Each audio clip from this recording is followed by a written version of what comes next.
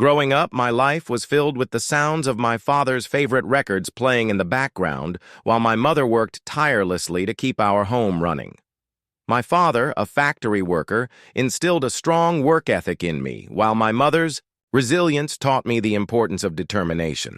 Life in our small town often felt monotonous, but I found ways to stay curious and optimistic, always imagining a future that extended beyond the boundaries of my childhood. I was particularly close to my older sister, who would sneak me novels and magazines she had hidden from our strict parents. Those stolen moments of reading about far-off places and thrilling adventures planted the first seeds of ambition in me. Even though my family encouraged modest aspirations, I quietly dreamed of a life filled with success and independence. One pivotal summer when I was 14, I volunteered at a local library, a job that opened up my world to new ideas and people. It was here that I first encountered stories of influential women in business. The idea of carving my own path, just as these women had, stayed with me as I navigated the years that followed. My journey wasn't without hardship. At 16, my father suffered a severe injury that left him unable to work, forcing my mother to take on multiple jobs. Watching their struggles fueled my determination to succeed, not just for myself, but for the family that had sacrificed so much for me. This period shaped my understanding of responsibility and resilience in ways that would guide me later in life. By the time I graduated high school, I was ready to break free of the constraints of small-town life. I applied to several universities far from home, knowing that education was my ticket to a better future. When I was accepted to a business program at a reputable college, I felt as though I had been given a chance to rewrite my story. As I prepared to leave for college, my mother handed me a small handwritten note that said, "Never forget where you come from, but always aim for where you want to go." Those words stayed with me as I entered the next chapter of my life, carrying the lessons of my upbringing into a future I was determined to shape on my own terms. At 37, I finally felt that the pieces of my life had come together, although the road to this point was far from straightforward. During high school, I performed well academically, and while not conventionally stunning, I wasn't unattractive either. Oddly, instead of fearing the effects of aging, I found that my appearance seemed to improve as time went on. Reflecting now, I feel immense gratitude for my journey. But back then, at 37, I struggled to fully appreciate the joy I had worked so hard to achieve. My name is Emily Jones, and I was the youngest of 3 children born to a family living just outside Buffalo, New York. By the time I reached adulthood, my older siblings were already settled with families, leaving me free from the burden of extending our family line. Being born late in my parents' lives meant I was pampered and, admittedly, a bit indulged. Despite this, I chose a practical path and pursued a degree in business administration, quietly navigating the challenges of college life. I chose to study business administration in college and dated here and there, but I wasn't the type to party excessively. I was a pretty typical student. I thought I'd found love once, but that relationship ended when my boyfriend cheated on me, leaving me heartbroken and disillusioned. After graduating, I moved to Seattle, determined to start fresh and rebuild. I landed a job at a mid-sized company and quickly immersed myself in work. My natural talent for business didn't go unnoticed, and before long, I had earned the trust and admiration of my supervisors. By my mid-20s, I had become an indispensable part of the CEO's team, not because of any connections, but through sheer determination and hard work. My career flourished, but my personal life remained guarded. Past heartbreaks made me wary of letting people in. At 30, my life took an unexpected turn when the CEO passed away suddenly. Despite my youth, the board appointed me as his successor. The responsibility was daunting, but I had an incredible team and was determined to lead the company forward. Under my leadership, the company thrived, growing significantly. After 6 years, the business was sold to a larger corporation and, I handled the transition, securing not only financial stability, but also an early retirement. By the time I reached 37, I was wealthy and financially independent, but my personal life was almost non-existent. Over the years, I'd had a handful of relationships, including one with a man much younger than me, but they never lasted. My family, still in New York, viewed me as the distant and affluent relative who seldom visited. The growing distance between us prompted me to reevaluate my priorities. Stepping away from work allowed me to reflect and find a sense of clarity. With my newfound free time and financial resources, I began exploring ways to make a meaningful impact. While discussing options with my financial advisor, he suggested philanthropy as a way to channel my resources into something fulfilling. "What causes would you recommend?" I asked. He listed a few ideas, but it was paleontology that caught my attention, a passion sparked in childhood by watching Jurassic Park. I decided to invest in fossil research and expeditions, seeing it as a way to contribute to a field I had always found fascinating. Soon, I connected with the paleontology department at a small university in the Midwest when their grant application asked if I wanted to get involved in the projects I was funding. I agreed without hesitation. That simple choice changed the course of my life. Shortly after my donation, I received an invitation from Professor Stephen Brown, the department head, to visit their research facility. I accepted and made the trip to see their work firsthand. That visit became a turning point for me. For the first time in years, I felt a sense of purpose that went beyond my wealth and professional achievements, supporting their research, and even participating in some of their projects reignited a sense of joy and fulfillment I hadn't experienced in a long time. It marked the beginning of a deeply rewarding new chapter in my life. People don't become scientists just by attending classes. A genuine passion for discovery and exploration outside the classroom is essential. After the age of 12, schools typically offer only the fundamentals, which were insufficient to ignite my deeper interest in science. My father, a car dealer, was an avid reader with a thirst for knowledge about science in the world, while my mother, a math teacher, fostered a love of learning and curiosity in our household. Our home boasted an extensive library where I spent countless hours engrossed in books about biology, a subject that captivated me. My older brother gravitated toward technical fields and eventually became an engineer. But I was drawn to science, leading me to pursue a career as a biologist. I'm Stephen Brown. In high school, I managed to balance academics with competitive swimming, achieving a national ranking of 10th in the 400-meter medley in my age group. While it became clear that I wouldn't achieve Olympic fame, swimming earned me a scholarship to a prestigious university. There I concentrated on pre-medical studies and excelled in anatomy, chemistry, and physiology. Initially, I aspired to become a surgeon, and my fascination with anatomy reinforced that goal. My swimming coach, recognizing my potential, helped me refine my skills as a backstroke swimmer. He even suggested I could serve as a reserve for the national team, stepping in for high-profile competitions like world championships. However, the idea of being a backup didn't appeal to me, and I eventually left competitive swimming to focus entirely on academics. As I delved deeper into my studies, I realized that surgery wasn't my true calling.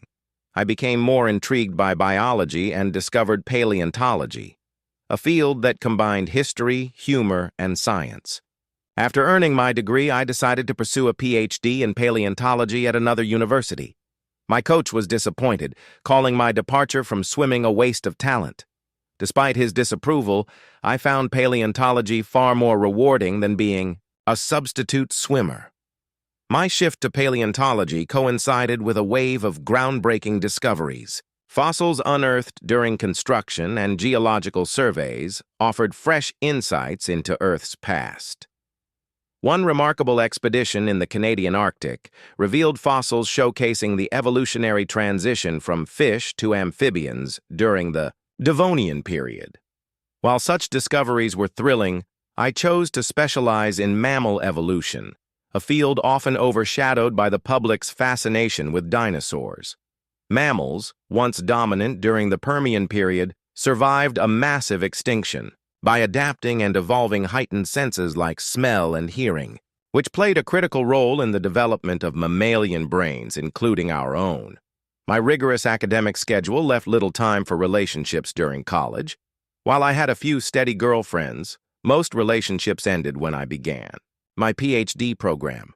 However, during my doctoral studies, I met Sandra, a tall, striking brunette with green eyes who was pursuing a PhD in ornithology. We bonded over our shared passion for biology, and after 3 years of dating, we got married. Our honeymoon was unconventional. We joined a paleontology expedition in Australia, spending weeks working before taking a short vacation on the Indian Ocean. One evening, as we watched the sunset, Sandra said we make a perfect team. I couldn't have agreed more. Afterward, Sandra began working as a bird specialist with a wildlife protection organization, while I took up teaching and leading paleontology expeditions at a university. My research centered on mammal fossils, which, while less glamorous than dinosaurs, provided critical insights into evolutionary history. Sandra's work often required her to travel to remote locations for weeks at a time. At first, life seemed ideal. We bought a house large enough for a growing family. However, financial pressures and demanding careers began to strain our relationship. When our daughters, Julie and Kelly, were born, Sandra chose to stay home with them. The combination of a tight budget and a high mortgage led to frequent arguments, leaving me increasingly frustrated by the constant tension. During this challenging time, I received an offer to lead the paleontology department at a university in the Midwest. The position opened after the previous professor passed away, following a long illness.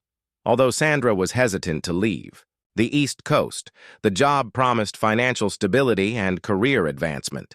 After much discussion, she agreed, and we sold our house to make the move. At 35, I became the head of the paleontology department, a respected lecturer and a published researcher. While this felt like a career milestone, I understood that true success in science was measured not by titles, but by meaningful discoveries and contributions to knowledge.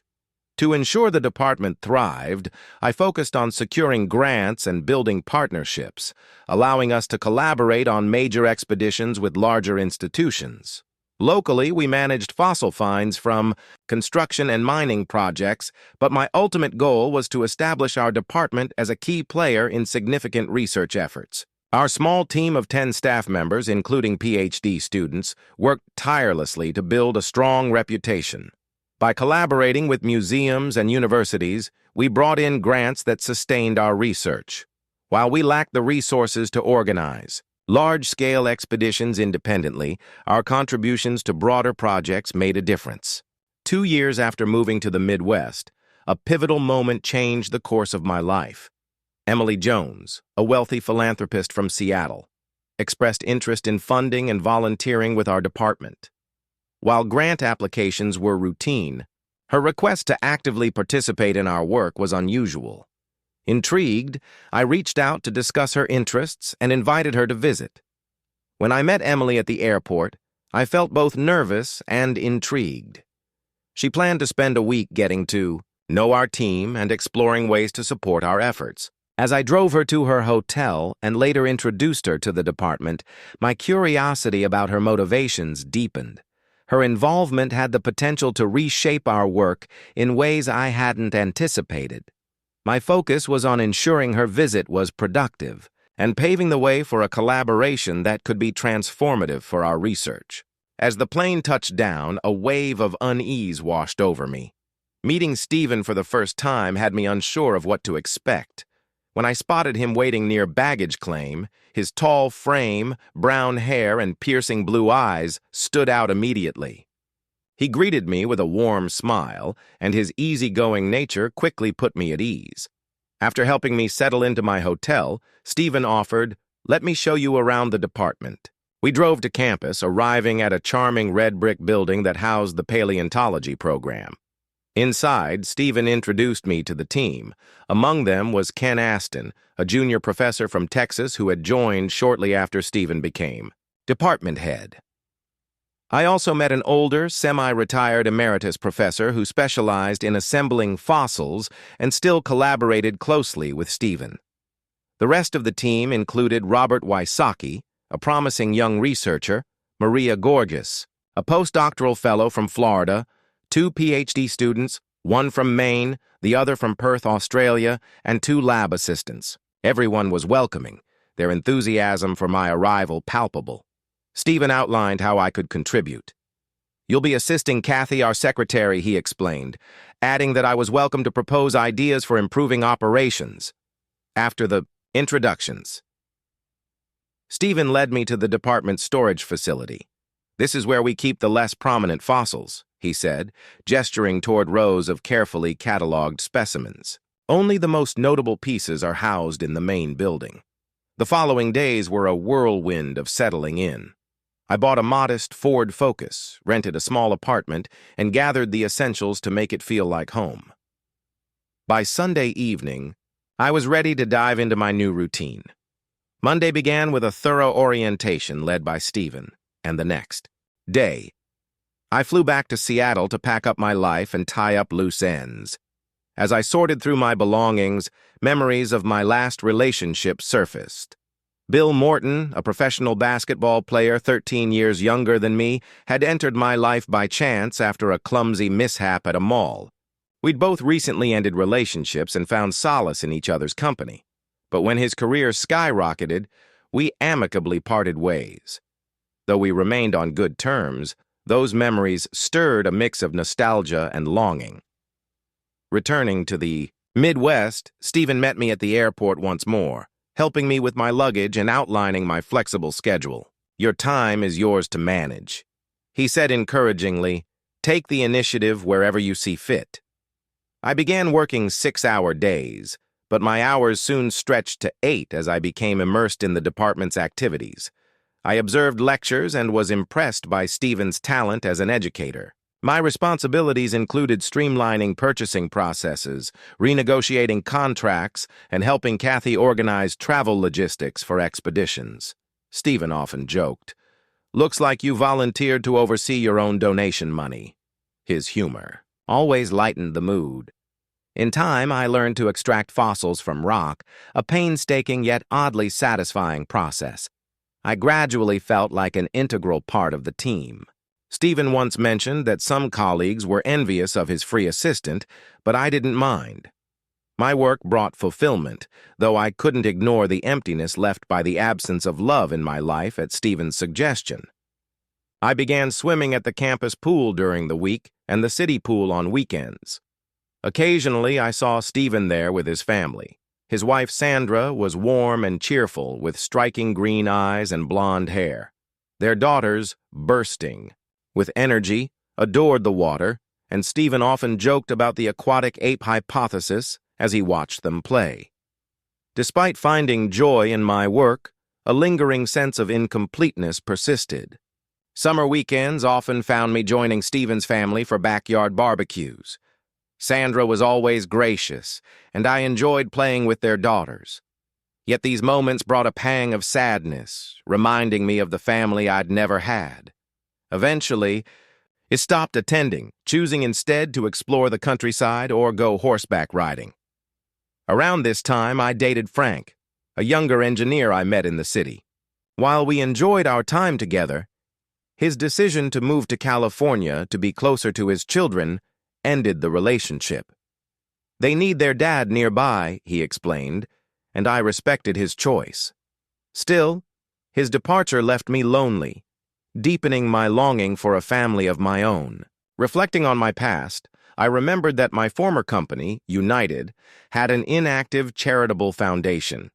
Determined to make a difference, I traveled to Seattle and convinced the CEO to donate to Stephen's department. When the contributions came through, Stephen organized a celebratory dinner the Friday before Christmas. The dinner, held in a cozy restaurant, was a warm affair. Stephen, ever the gracious host, introduced me to colleagues and their partners.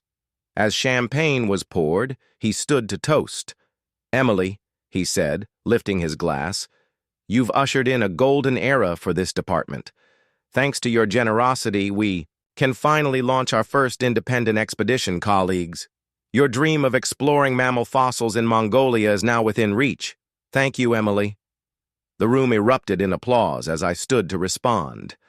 "Thank you all," I said, my voice trembling. "You've given me a renewed sense of purpose and a true sense of belonging." Tears welled in my eyes and the gratitude in the room felt overwhelming. Stephen added with a smile, "Emily, we'd be honored if you joined us on the expedition." Through my tears, I smiled and replied, "Count me in, Stephen. I wouldn't miss it for the world." Laughter and cheers filled the room as the dinner continued. For the first time in years, I felt deeply appreciated and part of something truly meaningful. Emily was extraordinary. Thanks to her unwavering efforts, our department secured the funds necessary to launch its first-ever independent expedition. While we supplemented her contributions with additional grants, it was Emily's personal generosity and the funding she facilitated from her former company that truly made the difference. But Emily was more than just a benefactor. She became an indispensable part of our team. Some colleagues envied my luck in having such a capable volunteer, but all of us recognized and appreciated her dedication. She quickly adapted to her role, bringing invaluable skills and insight to our work. Even my wife, Sandra, and our daughters formed a fond bond with her. We frequently invited Emily to join us for meals at our home. Though she declined more often than not, I couldn't understand why until Sandra offered an explanation. "Stephen, Emily has everything: wealth, success, but she's deeply lonely because she doesn't have children. Being around our family reminds her of that void." Sandra's observation was humbling, and it helped me see why Emily poured herself so completely into preparing for the Mongolian expedition. It was her way of coping. After the holidays, I traveled with Robert to Ulaanbaatar to finalize expedition plans. We spent days in meetings with officials from Mongolia's Scientific Academy, Geological Survey, and various government ministries aided by the U.S. Embassy's cultural attaché. Eventually, we secured permissions, agreeing to leave any significant fossil discoveries with Mongolian authorities while retaining smaller mammal and bird specimens for our research upon our return. Emily and Ken took over the logistical preparations. They flew to Mongolia in the dead of winter to arrange transportation, scout excavation sites, and establish relationships with local communities. Despite the harsh conditions, Emily excelled, even impressing locals with her horseback riding skills. When she returned, she joked, "What's next, Antarctica?" Ken chimed in. The shepherds thought she was one of them. To ensure my absence didn't disrupt the university, I arranged for a guest professor from Calgary, an expert in ancient reptiles, to cover my lectures during the expedition. He eagerly accepted, thrilled at the chance to work with fossils from our anticipated discoveries. Our expedition team consisted of a diverse group of specialists, including paleobotanists, paleoarthropod experts, geophysicists, and geologists. Sandra decided to join us, planning to conduct ornithological studies in the Gobi Desert. While also spending time with our young daughters, she and Emily took turns caring for the girls, and Emily's enthusiasm made her a favorite. The girls adored her, often laughing as she told them stories or helped them explore the camp. As the snow melted, we set up camp in the lush green Gobi Desert, its landscape transformed by the thaw. Camels, sheep, and horses roamed freely, tended by shepherds, who welcomed us warmly. With local assistance, we established excavation sites, using jeeps to transport equipment and setting up tents in portable labs. Emily's rapport with the Mongolian community proved invaluable, earning their trust and cooperation. Our work focused on fossil-rich sites from the Jurassic to the Tertiary periods. One site, preserved in volcanic ash, yielded an astonishing snapshot of ancient life. We uncovered an incredible variety of fossils, mammals, birds, and reptiles that captivated both scientists and enthusiasts. Sandra's ornithological findings even led to a published paper and a job offer from a natural reserve authority back home. She returned to the U.S. in September with our daughters so they could start school. But Emily remained with the team, committed to seeing the expedition through. By November, we concluded our work. We left the major fossils in Mongolia as agreed, but brought back an impressive collection of smaller specimens. Over the next 15 years, these discoveries would drive groundbreaking research and publications. Emily's contributions were pivotal, though she always downplayed her role, saying, "I'm just grateful to be part of something meaningful." We often teased her about her horseback riding, calling her a Mongolian shepherd, which always brought laughter. After returning to campus, I became consumed with analyzing our findings, often skipping meals to work in the lab. One afternoon, I ran into Doug, an engineering professor in the campus canteen. Doug was going through a bitter divorce, but seemed unusually cheerful. "You look happier than I expected," I said, curious. He grinned. "I ran DNA tests on my kids. Turns out they're mine after all. It's the only good thing that's come out of this mess." I congratulated him, genuinely happy for his relief. Then, to my surprise, he suggested something unexpected. "You should test your kids, Stephen," he said, scribbling down a lab's address. "Sandra doesn't have to know. And who knows, you might be even happier than I am." Laughing, I dismissed the idea, but Doug persisted, slipping the napkin into my pocket. "Just think about it," he said with a wink. That evening, I nearly forgot about the conversation until I emptied my pockets and saw the crumpled napkin. Something about his suggestion lingered in my mind. As a paleontologist, I was no stranger to the power of DNA analysis. It had revolutionized our understanding of evolution and ancient migrations. Yet applying it to my own life felt strangely personal and unsettling. Though I had no reason to doubt Sandra's faithfulness, Doug's words planted a seed of curiosity. By the end of the evening, I'd made up my mind to conduct the test. On Sunday, while Sandra was out, I carefully collected hair samples from my daughter's brushes. The next day, I visited the lab discreetly, submitting the samples alongside my own. The results would be sent to my office, and I planned a celebratory dinner with Sandra, intending to share the good news when the envelope arrived Wednesday afternoon. I was in the lab with Emily cleaning fossils as we chatted over sandwiches. Emily confided, "This work helps me feel less lonely. It's good to be here." I appreciated her presence, which had become a source of quiet support. As I opened the envelope, my heart pounded. The results struck me like a blow. Neither of my daughters was biologically mine. Worse, they weren't even full siblings. They had different fathers. "Crap," I muttered, the words escaping before I could stop them. Emily looked up, alarmed. "What's wrong?" she asked. I handed her the letter in silence. Her expression shifted from shock to sympathy as she read. "Stephen," she said softly, "I'm so sorry." We sat in heavy silence until Emily gently asked, "What are you going to do?" My voice trembled as I replied, "I'll divorce her." Emily hesitated. "Are you sure? Could you find another way to handle this?" I shook my head. "If it were one mistake, maybe, but two? I can't trust her again." Emily nodded, her face somber. "I understand." In that vulnerable moment, I found solace in her quiet support. Though my world felt like it was falling apart, Emily's presence reminded me I wasn't alone. I had mentioned before how loneliness had made me reflect on my childless life. Stephen's family awakened my maternal instincts for the first time. Playing with his daughters stirred something deep within me, a longing to be a mom. My brief relationship with Frank added to this realization. Watching him prioritize his kids over everything else made me painfully aware of what I was missing. When he left to be closer to them, It reinforced the reality that I had given up on the idea of having my own family. Babysitting Stephen's daughters during the Mongolian expedition only heightened this desire.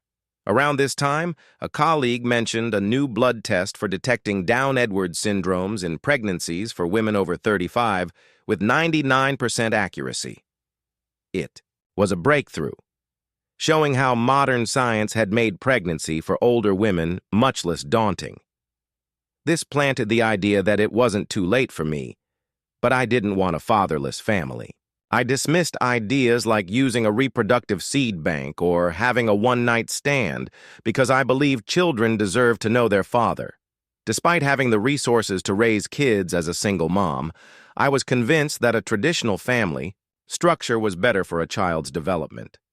Stephen's situation sparked a strange idea. I couldn't ignore the warmth in his demeanor toward me and the respect he had shown. I decided it was now or never to act on my growing feelings. One afternoon, I sat beside him, placing my hand on his in a show of support. I started carefully asking, "What's your plan for the girls? Will you tell them you aren't their biological dad?" He shook his head immediately. "No, they're too young. They see me as their real dad and love me.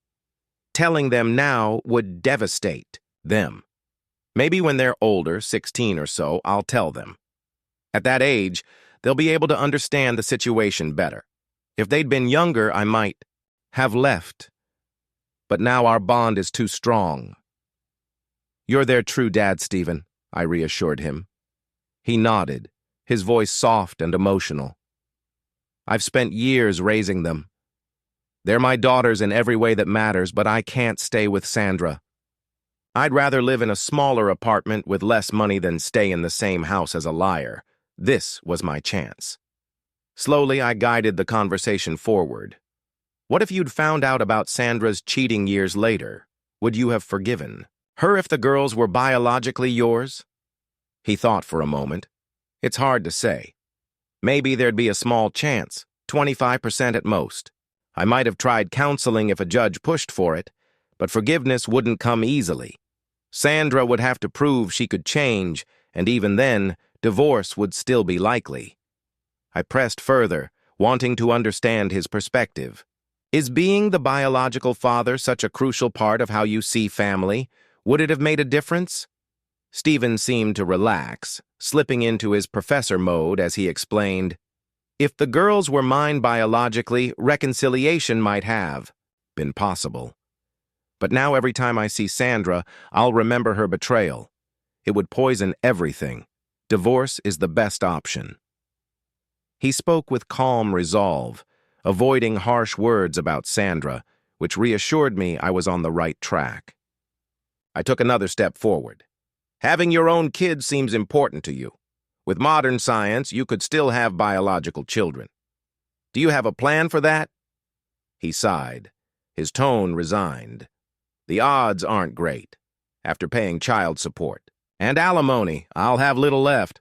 Finding a younger woman who wants kids with me despite my income? That's unlikely. Most likely I'll end up with a divorced mom or widow. Being a stepfather might be the closest I get." The room fell silent for a moment before Stephen spoke again, his voice thoughtful. "I've considered suing the biological fathers for child support or compensation. Legally, it's possible with DNA evidence, but it would mean hiring an investigator, which is expensive. And Sandra won't give me their names. Plus, it might disrupt the girls' lives if the biological fathers wanted to be involved." He paused, his gaze distant. "In the end, I'm a realist. The probability of trusting another woman enough to start over is slim. My future might just be as a stepfather." Stephen abandoned his earlier idea with a resigned sigh, and I felt like I was losing my chance to fulfill my dream of having children with him as their father. Determined to try again, I carefully phrased my question. "What would you think if someone offered you the chance to have your own biological children?" He answered without much thought. "That's a low-probability event for me." Realizing he hadn't caught my meaning, I rephrased. "What if a woman promised you biological children and the chance to be their father. His jaw dropped as the realization hit, but before he could respond, I pressed on. And you could still remain a father to your daughters. I could see his perception of me shifting. Gaining confidence, I continued. Stephen, I'm a practical woman and I take my commitment seriously. This is an honest offer. Stephen, ever the scientist, had just outlined the low mathematical likelihood of becoming a biological father. Now I was presenting him with a surprising opportunity. He hesitated, then smiled faintly. Emily, you're kind, he started. But embarrassment stopped him. I encouraged him with a smile. You said your chances were low. I'm offering to change that. Of course, you'd need to confirm your fertility first, and we can verify everything with a DNA test later. We shared a quiet laugh, and I could see his mood lift. All right, he said cautiously. You've got my attention. Let's say it's 50. 50 now. Convince me. I leaned in with a confident smile. I know I will. You respect me as a friend, and I've seen how you appreciate me as a woman. He chuckled, relaxing. I promised faithfulness, not blindness. Sandra was the one who forgot that. We laughed, and I seized the moment to propose my terms. If your fertility test is positive, I suggest we marry. We'll create a contract that protects both of us. If we divorce, I won't ask for child support, and you'll always have access to our children. But I don't want a divorce. I want a family with you. Stephen was stunned into silence, so I softened my tone. Stephen, I don't plan on divorce. I want a true partnership, and I know you'll be an incredible father. He hesitated, voicing a concern I had anticipated. Emily, you're wealthy, and I'm just an academic. If this fails, I'll be left struggling financially. I replied gently. Stephen, if you were to find someone new, the same financial imbalance could exist. Think of it this way. Many aristocrats married wealthy heiresses in the past. This is no different. He nodded, intrigued, as I continued. You're a successful scientist. I'm just the modern version of those 19th century heiresses. We're not competitors. I added one final reassurance. Even in the worst case, you wouldn't be left destitute. You'd always be part of your children's lives. But Stephen, I don't see that happening. I want a family with you. After a pause, he looked at me with sincerity. All right, Emily. I'll arrange for the fertility test. I smiled, relieved, but asked, What's your plan with Sandra? I'm going to confront her and move out, he said firmly. Don't rush, I advised. Take a few days to act normal, get the test done first, and then we'll figure things out. Once you're ready, I'll help you find a good lawyer. Stephen nodded slowly, considering my advice. All right, he agreed. I continued, when you confront her, don't mention me. Just tell her you can't live with a cheater anymore. That's enough for now. Later you can show her the DNA test results and explain everything to the girls when they're older. Stephen nodded again. Yes, Emily. I'll tell them when they're old enough to understand. I smiled, feeling optimistic for the first time in years. You're making the right decision, Stephen. We wrapped up the conversation with a lighter tone. I think I've made you a pretty good offer, I joked. After all, I'm a businesswoman. He chuckled, finally relaxing. All right, Emily, I'll play the overworked professor for a few more days. It's a good cover. His agreement reassured me. As we stood, we embraced briefly. No kiss, as it felt too soon. I gently touched his arm, then left, hopeful about what lay ahead. Stephen lingered behind, lost in thought before finally heading home, ready to take the first steps toward a new chapter in his life. I was in a daze after Emily left. It was both the worst and most bizarre day of my life. That day, I learned my two daughters were the result of Sandra's infidelity, each with a different biological father. She wasn't just unfaithful, she was a serial cheater. This wasn't a fleeting mistake. It was a catastrophic betrayal. I felt betrayed, confused, and deeply sad.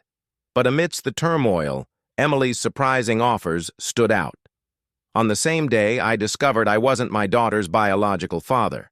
Emily, a beautiful, mature colleague, proposed having children with me. Had I been an ordinary husband in a typical job, the thought of such an opportunity would have been inconceivable. If I had opened the DNA results alone, I would have only shared them with my lawyer and Sandra. Yet in my vulnerable state, I showed them to Emily and she seized the moment, persuading me to consider her offer. Her timing couldn't have been better, and I realized this might be my last real chance to be a biological father. Even if our marriage ended after the birth of 2 children, I would still have the family I longed for. Emily, ever the pragmatic businesswoman, made a compelling case that afternoon. Everything aligned perfectly for her proposal. The only uncertainty was my fertility. That evening, I went home playing the role of the exhausted scientist. I looked at my daughters with heavy sadness, reflecting on what Sandra's betrayal had cost me. Without Emily's offer, I would have confronted Sandra that night after the girls went to bed. Sandra suspected nothing. She assumed my exhaustion was normal after the demanding Mongolian expedition. I pretended to fall asleep quickly, but as she drifted off, I lay awake, tears in my eyes, contemplating my next steps. The following morning, Emily handed me the contact information of a reputable andrologist. I scheduled a fertility test the same day and received the results that afternoon. The test confirmed my fertility. My reproductive seed count and motility were excellent. This revelation deepened my sense of betrayal. Sandra couldn't blame infertility for her actions. I immediately called Emily to share the good news. She had already prepared for my next steps, providing contact information for 2 divorce lawyers. "I recommend the female lawyer," she said. "She's known for being a shark." Emily even offered to cover the legal fees. The next day, I met with Kate Anderson, the lawyer Emily suggested. I presented the DNA results and explained my decision to divorce. "I know I'll have to pay child support," I said, "but I don't see any other option." Kate agreed to represent me, outlining the financial implications. Sandra would keep the house until our daughters turned 18, after which it could be sold and split equally. In the meantime, I'd cover half the housing costs and pay 3 years of alimony. That week, I maintained the facade of a busy academic, focusing on work and avoiding closeness with Sandra. On Sunday, I organized a family outing to an amusement park, a bittersweet farewell to the life I was leaving behind. On Thursday, I took the day off to pack my belongings. I loaded my car and waited for Sandra and the girls to return from her job at the local wildlife protection office. They arrived late in the afternoon. Sandra immediately sensed something was wrong, but said nothing as the kids went to their rooms before dinner. Left alone in the living room, Sandra asked, "Stephen, what's going on? You're being distant." I handed her the DNA results without a word. She read them in silence, then sat down, tears streaming down her face. Instead of offering cliched excuses, she spoke carefully. "Stephen, I can see you've packed. You're divorcing me. I know you won't believe this, but I haven't cheated since we moved here before. Yes, I wasn't faithful, but since then I've been honest." I stopped her gently. "We'll talk after the kids go to bed." Sandra wiped her tears and nodded. "You're right," she said quietly. "We tried to act normal during dinner, but our daughters seemed to sense something was off. They asked if everything was okay, and we reassured them." Once they were in bed, Sandra and I faced each other in the bedroom for the inevitable confrontation. Sandra, already teary, spoke first. "I've thought about this all day. I know you've decided to divorce me." I cut her off. "Sandra, I don't care why you cheated. What I need to know is who the biological fathers are." She stiffened. "They have families. Now, Stephen, I never told them about the girls, and I don't want you dragging them to court. You're their real father." Anger surged through me. a liar's and a cheater's father, and I'm supposed to pay for your betrayals? Sandra raised her voice. You are their dad, Stephen. If you sue those men, you'll ruin their marriages and they'll want to be involved in the girls' lives. Do you want that? They only need you as their father. I had anticipated her response. What if I tell them the truth when they're 18? They deserve to know. Sandra's tone softened. Fine. When they're 18, I'll tell you who the biological fathers are. But until then, neither you nor they will know. For now, they only need you. Her words felt hollow. Can I trust a cheater's promise? I asked bitterly. Sandra's tears flowed freely. I've betrayed you in the worst way, she admitted. I thought I could keep it a secret forever. But Stephen, I love you, and you're the only father my daughters know. I shook my head. I don't believe you. Cheaters don't change. Her voice broke as she pleaded. Maybe I am a cheater, but I want to do right by my daughters. They need you in their lives, even after the divorce. I stopped her. Sandra, calm down. I'll still be their dad, but I'm leaving this house tonight. I'll come back for the rest of my things later. Good luck. Before leaving, I added, hug my daughters for me tomorrow. As I walked out, Sandra was still crying. I felt no sympathy for her, but her determination to keep me connected to the girls surprised me. I had expected her to try to sever that bond, but I was wrong. Emily's offer gave me the clarity and confidence to handle the situation calmly. Sandra had no choice but to accept her new role as a divorced mother. That night I moved into my new apartment and called Emily. She assured me we'd talk every day, but agreed we needed to keep our connection private for a while. Announce your divorce to your colleagues on Monday, she advised. The next few weeks were lonely. Emily's phone calls were my lifeline. At work, we kept things professional, exchanging only brief glances. After the court hearing, Sandra informed me that the divorce had been approved, but required us to attend 3 sessions with a children's psychologist before it could be finalized. The sessions were surprisingly productive. The psychologist commended our efforts to prioritize the girls' well-being. Sandra's sole focus was to ensure I remained in their lives, which aligned with my own goals. The divorce process wrapped up in under 3 months. I was free, though I paid child support 3 years of alimony and had custody every other weekend. Emily and I celebrated with dinner at a restaurant. As the evening unfolded, I handed her a ring and asked her to marry me. It felt poetic since Emily had initiated this entire journey. She laughed joyfully. Yes, yes, and yes. Then, with a mysterious smile, she added, I'll have another answer for your ring soon. We shared a passionate kiss, marking the start of a new chapter. That night, Emily ended my loneliness, and we discovered we were perfectly compatible in every way. A few days later, I moved into her home. Emily began searching for a house that suited our life together. She wanted a home with a covered pool, a tennis court, and enough space for a family. We eventually found a beautiful, spacious property and hired a small staff to manage it, making it a comfortable and practical space for our future. We chose a quiet wedding at the Justice of the Peace. Emily didn't invite her estranged family, but I invited my parents, my brother's family, and our colleagues, including Doug. Everyone was supportive, knowing my previous marriage had ended, due to infidelity.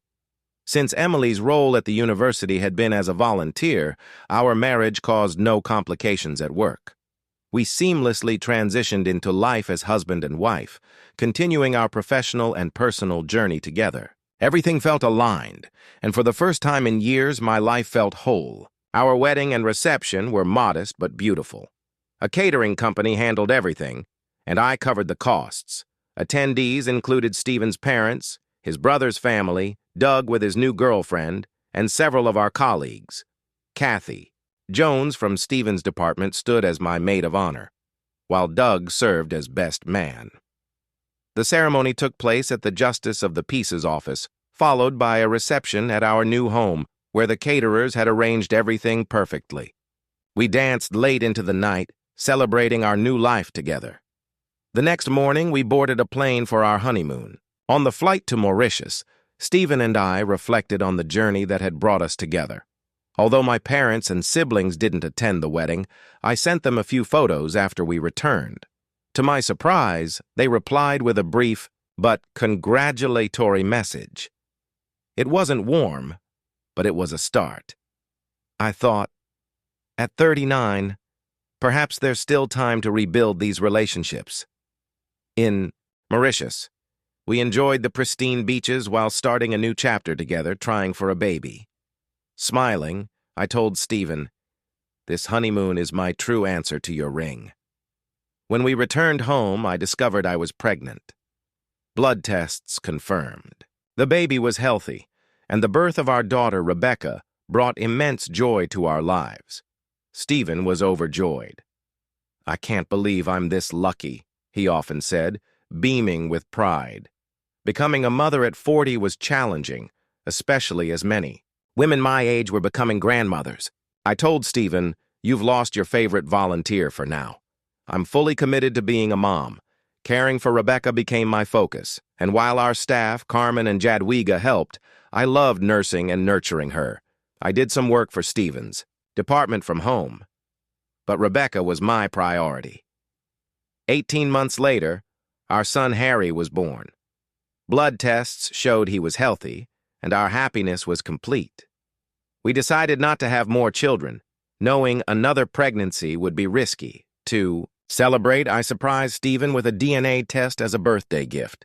"Think of it as a replacement for the Ferrari I didn't buy you," I joked. He laughed. "Forget the Ferrari, this is the best gift I could ask for." The results confirmed he was the biological father of both Rebecca and Harry, further solidifying his joy. "These kids are the greatest thing that's ever happened to me," he often said. I also embraced being a stepmother to Stephen's older daughters, a role I'd prepared for during the Mongolian expedition. The girls loved spending time at our house, especially enjoying the pool and tennis court with their younger siblings. When I visited Sandra's house, our interactions were polite but distant. I knew she envied the success of our marriage but respected the happiness we'd built. Stephen told me Sandra had promised to reveal the names of the biological fathers when her daughters turned 18. He mentioned he might pursue legal action for compensation, but I reassured him we have enough for all 4 kids. "Do what feels right. I'll support you." As we grew older, Stephen and I focused on raising our children and nurturing our love for one another. I gave up horseback riding when I became pregnant with Rebecca, telling Stephen I can't risk an accident. The kids deserve a healthy mom. My maternal instincts extended to Stephen's daughters, and I found fulfillment in being a mother and wife. My career had ended, but my fortune and family brought me all the joy I needed. To deepen my involvement in Stephen's work, I enrolled at his university to pursue a bachelor's degree in biology, focusing on paleontology. Studying while raising children was demanding, but with Stephen's support, I earned my degree and became more valuable in my volunteer role. Secretly, I also campaigned among the students for Stephen to win the university's Best Lecturer award. When he received it, I was overwhelmed with pride. When Harry turned 2, I sent photos of our children to my parents. They responded with an invitation to visit, and we reconciled during that trip. The grandchildren were the bridge we needed. My parents adored Stephen, and while I didn't become their favorite child, our relationship significantly improved. Looking back, I know that checking yes on Stephen's grant application was the best decision I ever made. It led to our family, a constant source of joy and laughter, Stephen often says. "Emily, you gave me the greatest challenge of my life when I was at my lowest, and it turned into the greatest happiness I've ever known." One day I stumbled across a website for betrayed husbands sharing their stories. The site strictly forbade arranging dates with contributors. I showed it to Stephen, and we laughed at the uncanny similarities to our own journey. "We've come so far," I said, smiling. Stephen kissed me, and I knew we had built a future worth cherishing. Surveys showed that Children born to older parents, as long as they were free from chromosomal or genetic issues, often had higher IQs than those of younger mothers. Advances in prenatal blood tests had made it easier to detect such syndromes early in pregnancy. When Harry was born, I shared these findings with Emily. Her wide-eyed expression revealed her surprise, but she quickly responded. "Stephen, I haven't lost anything becoming a mom at this age. If these studies are right, then we're incredibly fortunate," I replied. "These results are based on probabilities, not guarantees. A higher average IQ doesn't mean every child will achieve one. What matters, just as much as a nurturing lifestyle and good nutrition to support their growth." Emily smiled, confidently. "That's my responsibility, and I know we can provide that. Don't worry, we've got this." We laughed, and I felt profoundly grateful. I had two wonderful biological children, Rebecca and Harry. While continuing to love my older daughters deeply, they visited every other weekend and enjoyed playing with their younger siblings, especially swimming in our pool. Emily embraced her role as both mother and stepmother, and I couldn't have been happier. My interactions with Sandra remained polite but distant. Either Emily or I picked up the girls, and Sandra and I rarely spoke beyond casual greetings. The girls never mentioned a new man in her life, but I suspected she had casual relationships. Regardless, Sandra hadn't introduced anyone serious, and I sensed she envied my successful marriage to Emily. 4 years after my divorce, I was working in my office when I received a call from a man named Patrick Wilson. He asked to meet that afternoon, explaining that it wouldn't take long. At 5:00 p.m., he arrived and introduced himself. Patrick got straight to the point. "I'm divorced with 2 daughters like you. I know you've remarried, and I'm considering something similar with your ex-wife." Surprised, I asked for clarification. "You're planning something serious with Sandra?" He nodded but added, "Not yet. I wanted to meet you first. As a father, I think it's important to reassure you that I'm a decent man. Sandra mentioned you're a great dad and that your divorce was amicable. I don't want to disrupt your relationship with your daughters." I appreciated his honesty. "So you're just dating and haven't met my daughters yet?" He confirmed this and shared that Sandra spoke highly of me, praising my parenting and remarriage, but my mind reeled. She's hiding the truth again. Patrick had no idea that my older daughters were the result of 2 separate affairs. Unable to hold back, I blurted, "Patrick, I'm not their biological father. DNA test proved it. Worse, each girl has a different father. That's why we divorced." Patrick looked stunned. "I see," he murmured. I continued, "Just so you know, my younger kids are biologically mine." Patrick quickly ended the conversation, offering polite praise for how I handled the situation before leaving, visibly shaken. 3 years later, I ran into Patrick at the airport. I was flying to Atlanta, and he was heading to New York with his pregnant wife and 5-year-old son. After check-in, we had a brief conversation. Patrick shared that his second wife had left her first husband due to infidelity. He admitted that after meeting Sandra, he conducted DNA tests on his daughters, confirming they were biologically his. He planned to do the same for his unborn child, stating, "Sandra was just a casual fling. Once I learned about her history, I couldn't see myself marrying a serial cheater." On the flight, I reflected on that encounter. My unintentional revelation had cost Sandra a second chance at marriage. She was now alone. While I lived happily with Emily, Rebecca, Harry, and my older daughters who still adored me. As a scientist, I thought about how DNA testing had transformed family dynamics. The old Roman principle that the mother is always certain was now turned upside down. Today, paternity could be definitively proven, reshaping family law. In some states, biological fathers could be held responsible for child support if paternity was determined early enough. Sandra had promised to reveal the names of the biological fathers when our daughters turned 18. I still hadn't decided whether I'd pursue compensation, as doing so would mean telling my daughters the truth. I leaned toward keeping the secret. knowing I had 4 more years to decide as I sat on the plane. I thought about Emily, our children, and the life we had built together. My heart was full of gratitude for how things had turned out. Despite the challenges and betrayals, I had found love, family, and happiness in ways I never imagined.